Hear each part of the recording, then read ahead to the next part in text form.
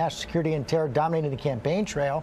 Donald Trump standing firm behind his claims about 9/11, insisting he saw crowds in New Jersey celebrating as the towers came down. Fact checkers and some of his GOP rivals now challenging Trump, and ABC's Tom Yamas is in Columbus, Ohio with all that. Good morning, Tom.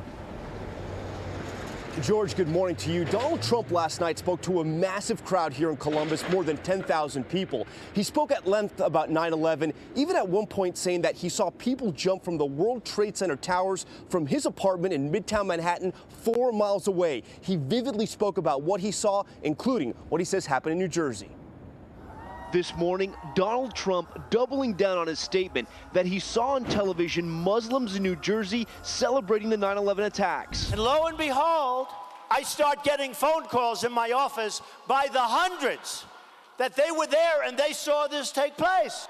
Trump telling a crowd of thousands in Ohio that his phone has been ringing off the hook with people who say they saw what he says he saw. I watched when the World Trade Center came tumbling down. And I watched in Jersey City, New Jersey, where thousands and thousands of people were cheering as that building was coming down. It's not true, and there's plenty of fact checks to prove that it is. But despite fellow candidates like Senator Marco Rubio and New Jersey Governor Chris Christie calling him out, I think if it had happened, I would remember it, but, you know, there could be things I forget too. Trump is standing firm, reading part of a Washington Post article from September 18th, 2001. A number of people who were allegedly seen celebrating the attacks and holding tailgate-style parties on rooftops. But the newspaper now claiming the allegations were never proven.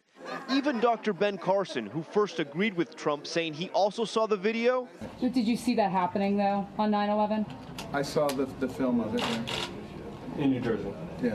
Clarifying overnight. I thought we were just talking about the fact that Muslims were inappropriately celebrating. I didn't know that they had an agenda behind the question. And Carson even apologizing after he misspoke about seeing that video. Trump then taking a shot at Carson, releasing this statement last night. For Ben Carson to make this statement and then deny it, it could be the pathological disease that it is acting up again. George? No, you can't make this one up. Okay, Tom, thanks very much. Let's bring in John Carl now. And John, even as this is happening, new poll showing that Donald Trump back on top in Iowa. That's right. This is a new Quinnipiac University poll of Iowa voters that just a month ago had Ben Carson in the lead. He's now slipped down to third place. Donald Trump is back on top. But the real story of this poll, George, is Ted Cruz. He is now neck and neck for the lead with Trump. Cruz has made a huge jump in just the last month, from 10% all the way up to 23%. It looks like Carson's loss in this poll has been Cruz's gain. He does especially well among evangelicals, gets high marks on national security.